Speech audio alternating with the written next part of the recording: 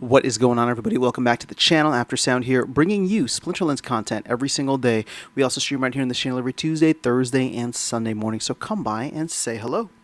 All right, guys, we are about 8 hours into the new season, and I just wanted to get a quick kind of initial overview of what it looked like for the Wild Season Pass, as many people have already purchased, and I guess many is somewhat subjective, considering the amount that we were expecting. Or again, I go back and forth on this because I don't really know what to expect. Obviously, we want a lot of the automated accounts to stop or slow down, but at the same time, if accounts decide to stay, we burn a lot more tokens. So check this out. Even though vouchers are the preferred token at this point, just because they're like 60% down from their intended peg for the Wild Pass price. And DEC is only like 30 to 35% ish down from its intended peg price. There are still people paying not just with DEC, not just with DECV, but also credits, which is kind of insane. So, just doing some quick math here, I added this up beforehand. There's about 330 players, or 330 accounts, I should say, that have purchased the Wild Pass with credits, DEC or DECB. Now, vouchers, on the other hand, we are just under 40,000 vouchers, and that comes out to about 900 or so. I think 991 is the number. So, in terms of the amount of players that are accounts that have purchased, right? Once we get to 40,000, I believe that is 1,000 accounts that will be there strictly from vouchers. So here's the interesting thing. Even with 1,000 players playing, we've burned 1 day of voucher inflation. Just 1 day, right? Season lasts for 15 days on average. We've burned 1 day of voucher inflation with just this Wild Pass. Now, granted, like I said, we're still in the first 8 hours of this. There's other parts of the world that maybe haven't woken up, maybe haven't figured out if they want to buy the pass or not. The thing is, and this is a little bit, I don't want to say scary, but maybe concerning is what I would use. Even that is a little strong. But I didn't notice as much of a bump in the SPS payouts as I was expecting, considering that there's less than 1,500 players in Wild now, when we've had roughly 15,000 on average, maybe 10 to 15,000 on average playing over the past however many days.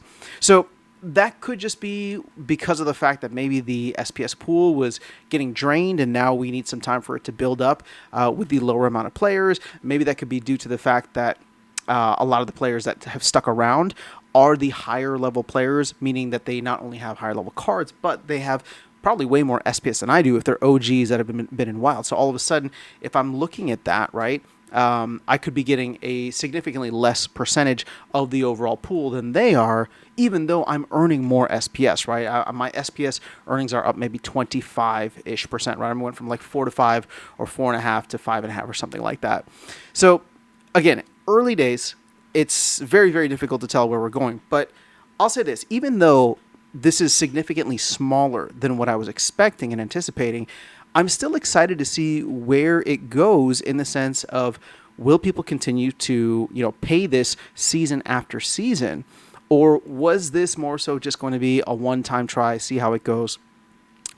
Obviously, we haven't seen, and we're not going to see, as I made a video about this, we haven't seen, and we're probably not going to see for a while, any kind of major impact on the amount of DEC burned or even vouchers burned, considering, we've burned less than 1 day's worth of inflation. Again, we would need to have 15,000 players playing across the entire season, right? So it doesn't have to be today, but playing across the entire season, that would get us into a position where we become voucher neutral just from the Wild Pass.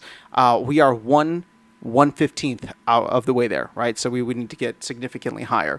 Now, granted, some of those players are going over and paying DEC, but when you consider how much DEC we've burned, this is less. I mean, it's 500,000, right? Sure, you could include the Wild Pass or DECB and credits, and maybe that gets us up to like 700-ish thousand, which still is not a significant amount, considering that the market, at least previously, used to burn like 1 million a day. So if we're talking about burning 1 million, but over the course of an entire season, that's 2 million per month.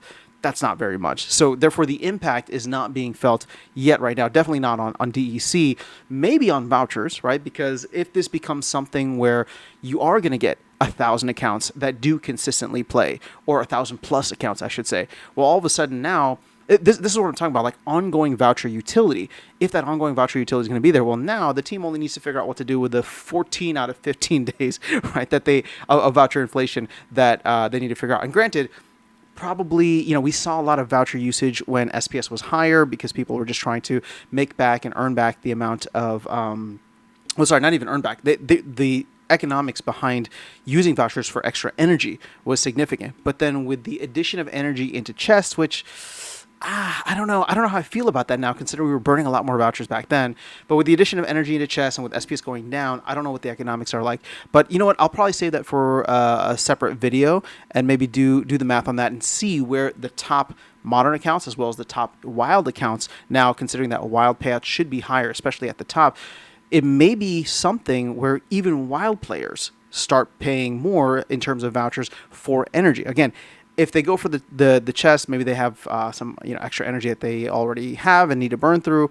But you get my point with all this, right? Like if the economics are there, and I believe they are, because I just checked it maybe like a week or so ago for Wild. But I'm curious to see, for Modern. But I'm curious to see how Wild is looking now, and maybe I'll hold off to do it after we see a little bit more churn here.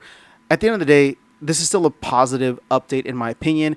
It's still good to see that there are people willing to pay. And granted, I know it's the first season, so maybe some of it is just, hey, let's see how it goes. It's $2, right? Not even. It's like 88 cents if you pay with vouchers. So will that remain season after season? I don't know.